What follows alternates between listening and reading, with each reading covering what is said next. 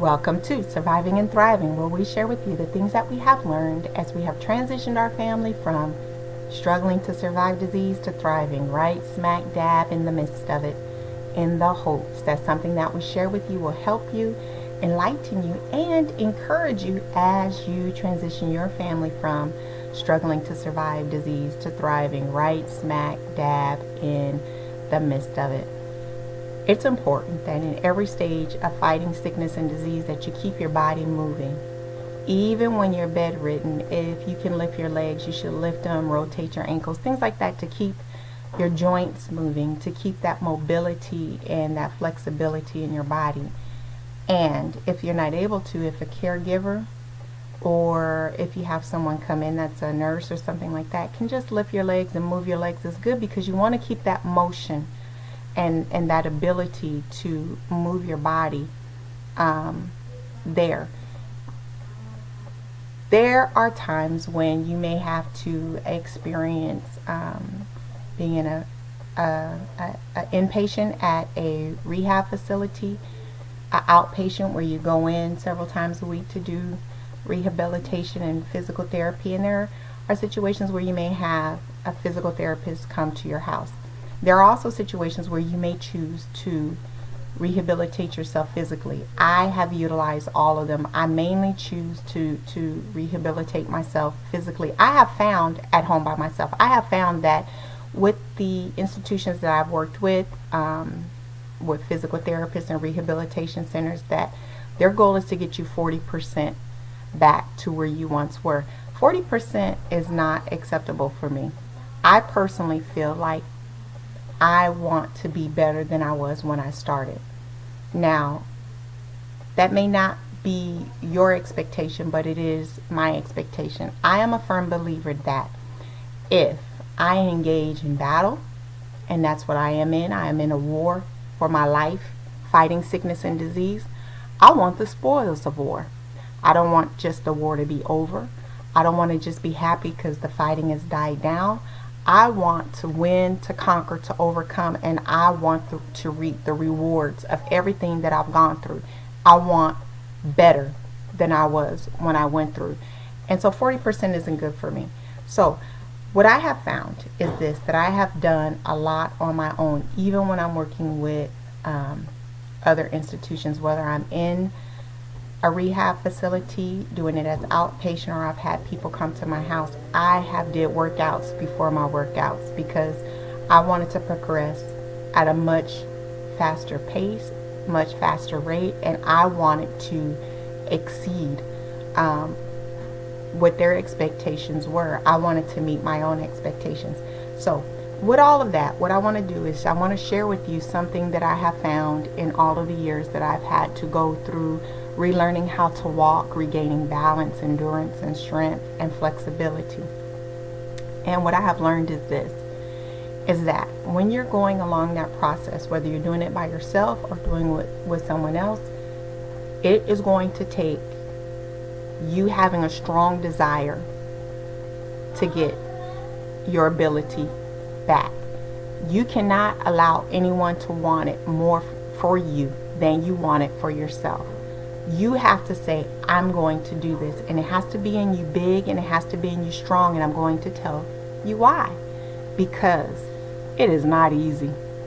It's hard, it's uncomfortable, and it hurts. It doesn't feel good, and it's challenging you on every end, and your body is going to talk to you. It's going to say, this do not feel good. I don't want to get up. I don't want to do that, and it hurts. I don't like it, and it's going to not want to do it. And when you do it, especially when you're initially getting started in the first phases of it, and the phases could be months, it's going to exhaust you. And so to get up and do something, or even to lay in your bed and do leg lifts, may knock you out for the rest of the day. You may be so exhausted you can't, pick up a spoon to eat. And it doesn't feel like it's benefiting you. It doesn't feel like it's moving fast enough. So sometimes what you're going through is going to feel like it's not worth the effort to put in. But I'm here to assure you it is worth the effort.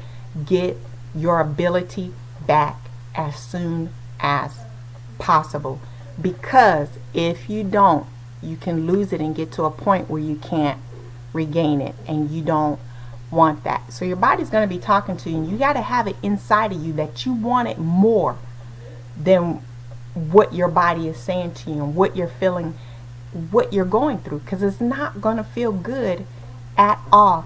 And I have learned this, that it doesn't feel good, and it hurts, and it seems like you're putting in so much work and you're trying so hard, and you're not getting the progress you think you should be getting in the time frame that you feel that you should be getting it.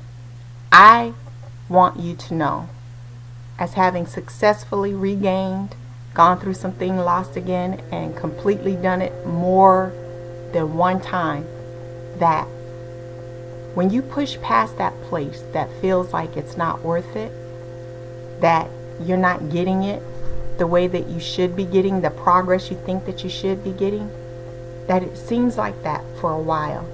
But if you can keep putting pressure on that thing and keep getting up and trying and being consistent in it, that you may not see that you're progressing and you're making steps, but you are. And one day you'll wake up and say, wow, I can do something I couldn't do before.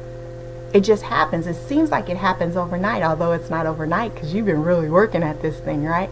It just seems like it happens overnight, but it happens.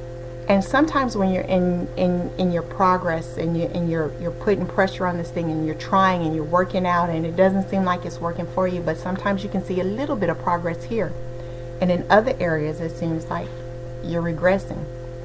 What I found is this, is that sometimes your eating habits, your sleeping habits, what's going on in your schedule, things like that, if you're having a change in medication, different things like that can affect your ability to work out.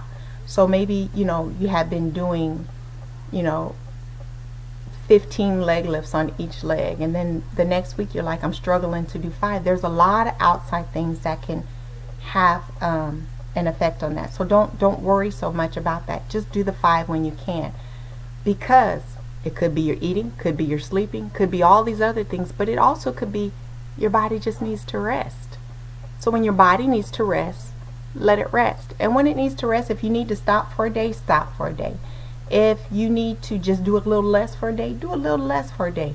But be consistent and keep trying, because what happens is usually when you come back a little bit stronger. This is what I found with my life. I might have needed to step back a little bit. When I come back stronger. So I just want to encourage you to keep moving forward.